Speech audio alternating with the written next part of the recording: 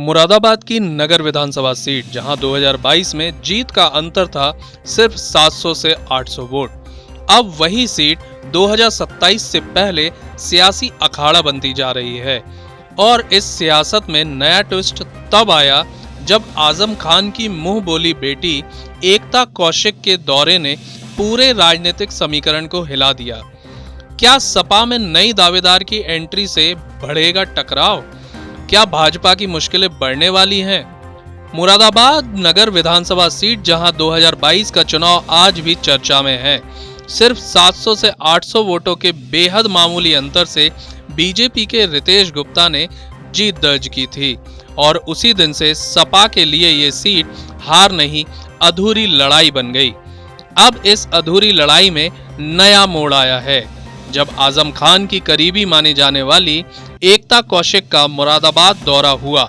उनकी सक्रियता ने सिर्फ कार्यकर्ताओं को ही नहीं बल्कि पूरे सियासी समीकरण को हिला कर रख दिया है। मेरे पास है प्योर पाव-भाजी का मसाला, प्योर पाव-भाजी मसाला, पाव-भाजी को टेस्टी बना डाला, सबका राजा और प्योर मसाला।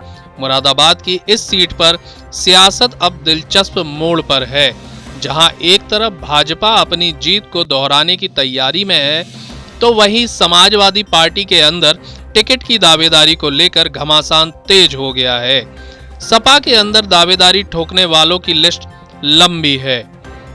हाजी यूसुफ अंसारी, लखन सिंह सैनी, जावीर यादव और राजीव सिंघल, ये सभी नेता इस सीट पर अपनी पकड़ मजबूत बताने में जुटे हैं। लेकिन एकता कौशिक की एंट्री ने इन सभी समीकरणों को उलझा दिया है। दूसरी तरफ बीजेपी, जिसने बेहद करीबी मुकाबले में ये सीट जीती थी, अब वो इस सीट को मजबूत पकड़ में बदलना चाहती है।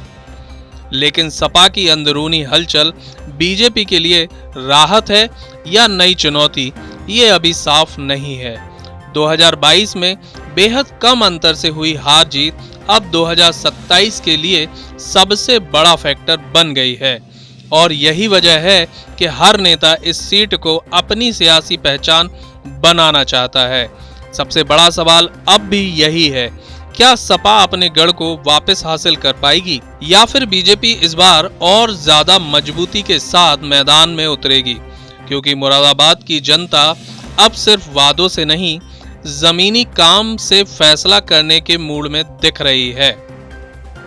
मेरे पास है प्योर पाव-भाजी का मसाला, प्योर पाव-भाजी मसाला, पाव-भाजी को टेस्टी बना डाला, सबका राजा और प्योर मसाला।